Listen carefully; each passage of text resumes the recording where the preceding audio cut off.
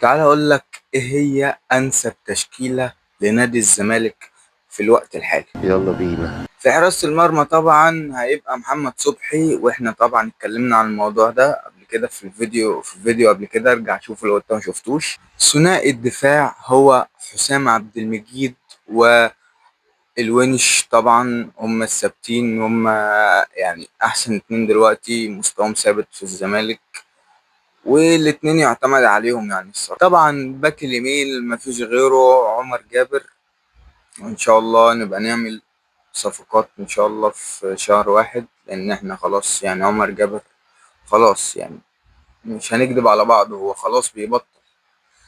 الباك الشمال الصراحة اللي كل ماتش بيثبت لنا إن هو أحسن باك شمال في الدوري هو بنتاج ده بيثبت لنا إن هو عالي على كل وينجات الدوري المصري، إن هو أعلى باك في الدوري المصري، اعلى باك شمال، اعلى باك عموما في الدوري المصري. في نص الملعب ممكن ناس كتيرة يعني ما تكونش متفقة معايا، بس هيبقى دونجا في نص الملعب. بس دونجا الصراحة هو ساعات بيألف، بس هو يعني الحاجة الأساسية اللي هي واجبه الأساسي إن هو يخرب هجمات الخصم، هو بيعمل كده. بس هو ساعات بيألف، بس مش قصته يعني، ده أهم حاجة، هو أهم دور ليه هو بيعمل. وجنبيه محمد شحاتة الصراحة بقاله فترة مع الزمالك مستواه ثابت، مستواه في حتة تانية الصراحة. وهو محمد شحاتة مفيش حد في الموجودين دلوقتي يقعده الصراحة، وهيبقى قدامهم يا عبد الله يا ناصر ماهر، واحد منهم، لأن هما الاتنين ما ينفعش يلعبوا في ملعب واحد زي ما قلت في فيديو قبل كده. هما بيبقوا يعني بيكونوا بيضايقوا على بعض، فما ينفعش تحط عبد الله وناصر ماهر في الملعب مع بعض.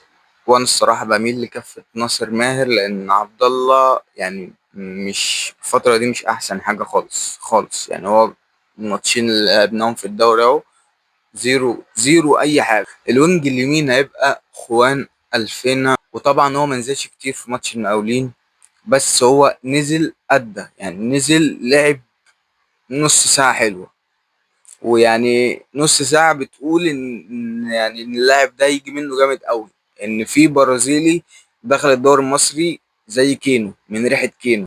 الوينج الشمال بقى هيبقى آدم كاي، هو الصراحة دلوقتي يعني أحسن وينج شمال في المجموعة دي، مفيش غير شيكو بنزا، وشيكو بنزا مصاب، وحتى لما لعب ما كانش مأدي زي ما آدم كاي أدى.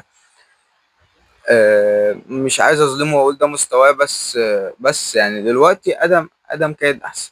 والمهاجم هيبقى عدي الدباغ، هو الصراحة يعني ككواليتي هو أحسن مهاجم في اللي موجودين عندنا دلوقتي، أحسن تسعة في اللي موجودين عندنا دلوقتي، أحسن من ناصر منسي، أحسن من سيف، أحسن من الكم مهاجم اللي عندنا دلوقتي. هو أي نعم ما أداش في ماتش المقاولين، بس هو يعني هو لسه، وغير كده ماتش المقاولين كان كله دفاع، فهو ما جالوش كور كتير. ف ده ما يعني مش هن يعني مش هنقول ان هو من الماتش ده يعني نقيمه من الماتش ده، لا نديله تاني يعني. هو عداد الدباغ هيبقى المهاجم بتاع التشكيلة بتاعتي. بس كده يبقى الحلقة خلصت. لو عندك انت تشكيلة وعايز تقولها لنا قولها لنا في الكومنتات، وهقيمها لك من 10 برضو. وانت برضو قيم لي التشكيلة دي، قول مثلا تشكيلة حلوة لا في احسن من كده.